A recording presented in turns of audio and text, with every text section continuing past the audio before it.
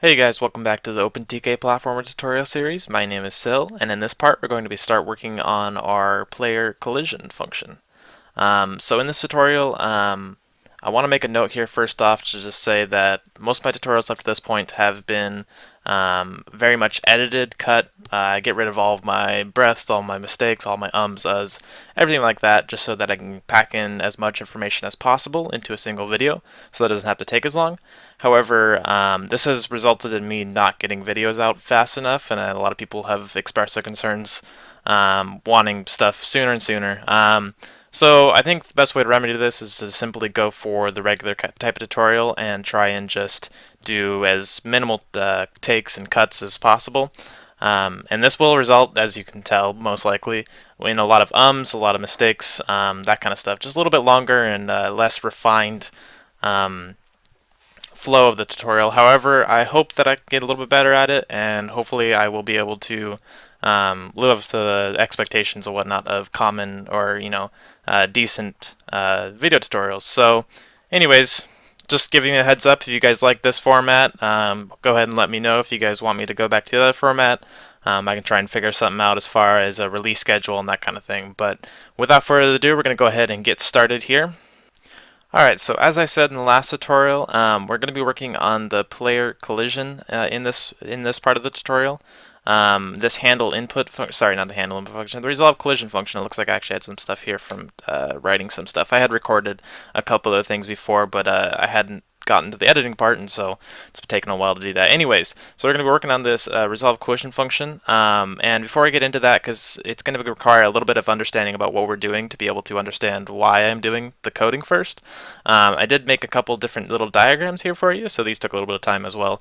But I got two different diagrams here just to explain a little bit about the ideas behind this, and the collision that we're doing is really straightforward. And it helps a ton that we have a grid of uniformly sized and spaced rectangles for our collision.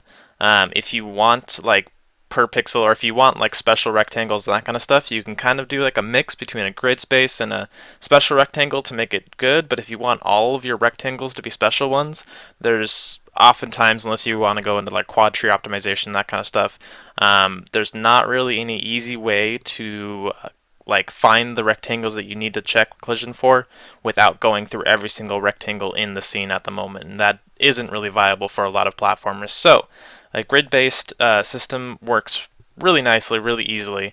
Basically what we do is we have our player rectangle here represented in green. The red rectangles here are the solid grid spaces, and the white ones are just empty ones, right?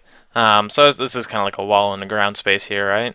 Basically what we can do, since it's a uniformly spaced grid space here, we can just take the top left position of the player and we can divide it and round it down to the nearest x and y position, so the minimum x and the minimum y, and that will give us our starting x and y. And then we can also take the bottom right position and do the same thing and round it down to this space here, and it'll give us our ending x and y. And then we can go through that rectangle of grid spaces, and as you can see I numbered them here as we'd go through them, since we'd do 4x equals 0, x is less than, 4x equals min x, x is less than max x, and that kind of thing. Anyways, we'd have a nested for loop here for x and y, and so we're going to be going and checking 1, 2, 3, 4, 5, 6 here. And as you can tell, there's a little bit of problem with this. Well, okay, first of all, what we're going to do is we're going to go through each grid space here that we've defined that we need to look at. And we don't need to worry about any of the other grid spaces since it's a uniform thing. We can tell that this axis-aligned bounding box of the player doesn't intersect with any of these other any of these other grid spaces here, just through logic essentially. And that's really great optimization. But basically what we're going to do is we're going to go through each grid space and we're going to check if it's a solid one. If it is solid and we're still colliding with it, we're going to make sure that we push the player out in some direction. And we're going to choose that direction off of some really simple logic. Basically, we'll calculate how far the intersection is in each direction. For example, like this. Well, let me show the other one here. Basically, we're going to have our tile rectangle here. We're going to check the positive x intersection, the positive y intersection, negative x intersection, and negative y intersection. And as you can see in this example here, the negative x and y are a lot bigger than the positive x and y, even though they're negative. The absolute value is what I'm talking about there. And so the positive x direction, the positive y direction is really all we'd look at. In this case, the positive x direction would be less, so we would actually push the player out to the right here, or in the positive x direction. And that works great. However, if we don't do anything special with that, if we just simply do that on a case-by-case basis, what you'll see happen is that it will push the player, or it will stop the player. It'll kind of have the player collide with invisible walls as they're walking across the ground. And that's because, like in this example, this player could have started here in the last step, and then we would have added velocity, or we would have added the gravity to the velocity, as well as his horizontal velocity, and he would have been pushed into the ground. And if he doesn't go far enough into one block, as far as he drops from the gravity, it can actually stop the player because it'll push him back this way and get rid of his x velocity. And that will make it look very bad because we don't want the player to be stopped on a flat surface. So what we're going to have to do is we're going to have to make sure that when we're checking which direction we want to get him out of the collision rectangle here, we want to make sure that we check if that direction has a solid block already, and if it does, we need to go with another direction, right? This also has a double effect of if the player is like somehow pushed or teleported into solid rectangles or solid blocks with no empty faces, basically, right? So if we were to like fill up all these spaces, or like all of these spaces here, right? And there's no like easy way to push him out without blocks in that direction, it actually won't do anything. So he'll kind of just fall through blocks until he does get to an empty surface, and then he'll be pushed out. Anyways, so we're going to go 1, 2, 3 here, and it'll push him. Well, in this case, with the easiest thing, it would just push him over, and then it would push him up and stop him. What we're going to do is we're going to change this so we make sure it doesn't push him over. It'll actually go for the second option of pushing him up, since that's better than pushing him down, which is the only other empty space. So it'll push him up here, and then I'll go 4, 5, 6, and since 6 won't actually have a collision because the player's collision box will have changed by then, it will need to resolve that. So we'll only have one collision resolve in here. We will have to go 6 different blocks, but oftentimes it's an early out because we can just check if it's solid or not, and then we can also just check a really quick axis align bounding box intersection. So it'll be pretty straightforward. Hopefully you guys can understand what I'm going. If you need a little bit more explanation on anything, go ahead and let me know. I'll be happy to provide that. But without further ado, let's go ahead and get started on the code here. Alright, so first thing we're going to do is we're going to want to find our minimum x and minimum y values, as well as our maximum x, maximum y values. So we're going to do int min x equals, and we're going to convert this to an int because it's going to be math.floor. And math.floor is basically just like converting something to an int, but it's just a little bit more straightforward and easier to read because it's kind of doing a specific function here. If you don't know already, when you convert something to an int or implicitly typecast it, basically, if the number has any floating point values, like for example, if we were like to typecast 1.63 to an integer, it'll just round it down to 1. And that's useful for us because we want to round it down to the grid space that it's on. And since our grid space is a zero-based grid space going from 0 to however many spaces there is, right? We want to round down, which might not make a lot of sense, but basically we do need to round everything down. And because we're going to be doing this dot position dot x, and we need to get the top left position, so we're going to do minus size dot x divided by 2f, so I guess the top or the left position of our rectangle, and we're going to divide that by game dot grid size. And grid size is the size of our grid, if you remember right. So we're going to divide it by that. It'll give us a floating point number. For example, if he's like halfway through a grid space, it'll be 1.5. But we need to know that it's on the one grid space between 1 and 2, essentially. So anyways, this will give us the minimum x value, right? And then we're going to go ahead and copy that and do it for the minimum y value. And we'll do position.y, size.y, divided by grid size. There we are. And we do about the same thing for the max x and max y. We'll go ahead and do this. But instead of subtracting the size, we're going to add the size so we get the bottom right position. And that should be pretty good to go.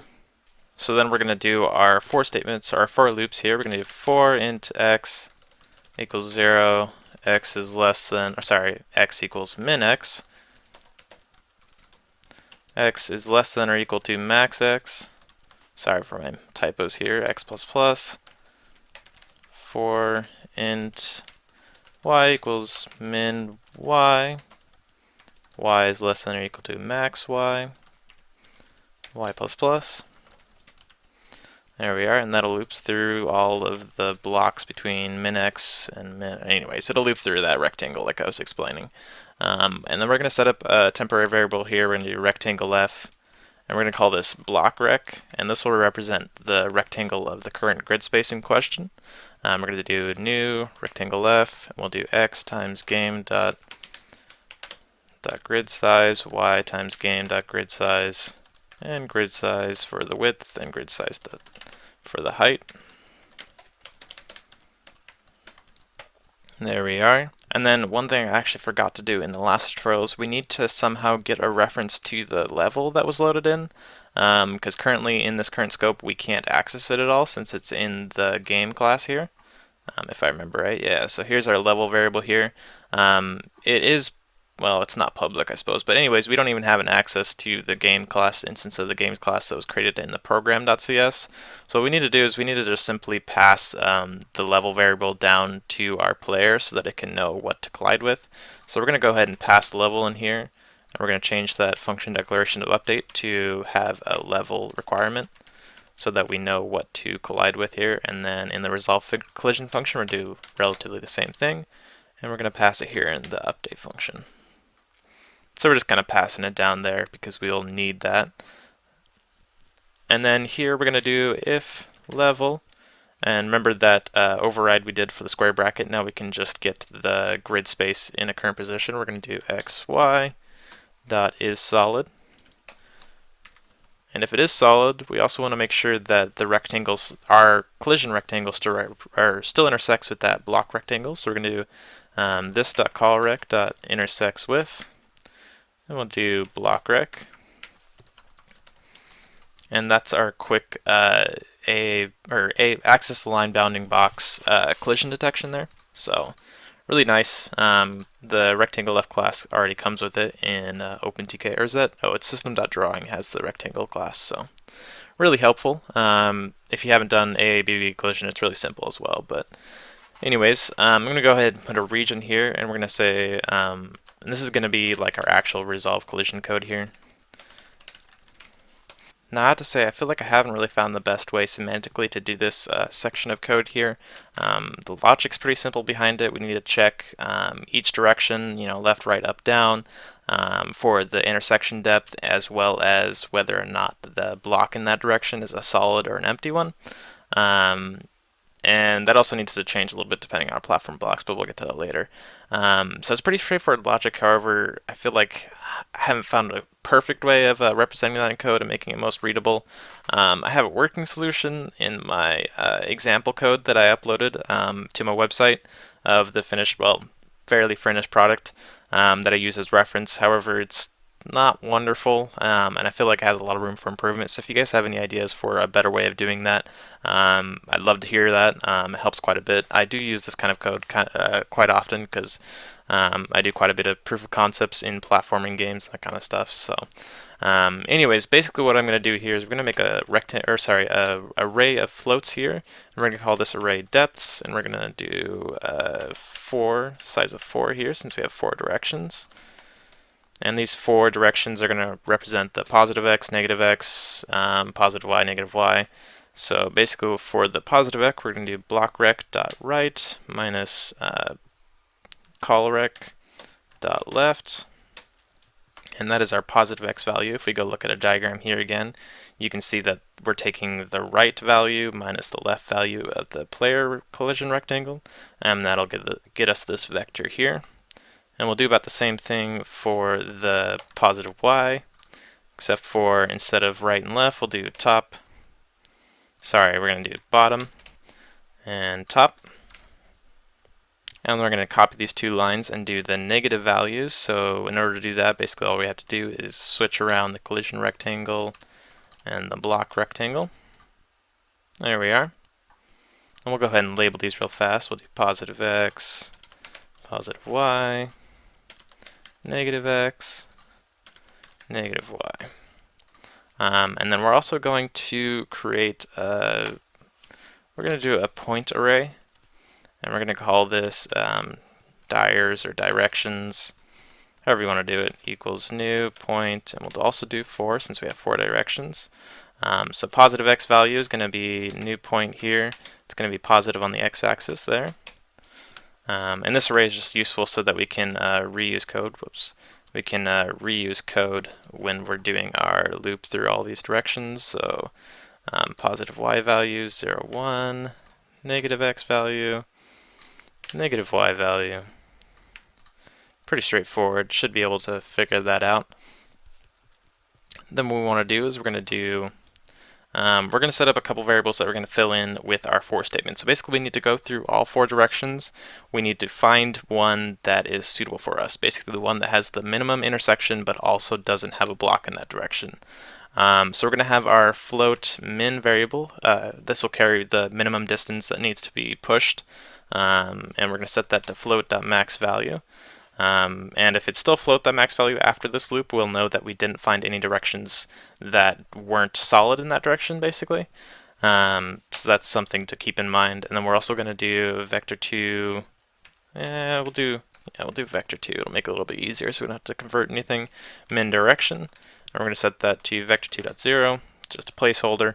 Won't really matter unless minimum is not float.max value. So anyways, we're going to do for int I equals 0, I is less than 4, I plus plus, since we have 4 directions. And then in this for loop here, we need to check whether the block in the current direction is solid or not. So we want to make sure that it's not solid. And we'll do level, and we'll do x plus directions in the current index dot x. And we'll do y plus directions I dot y.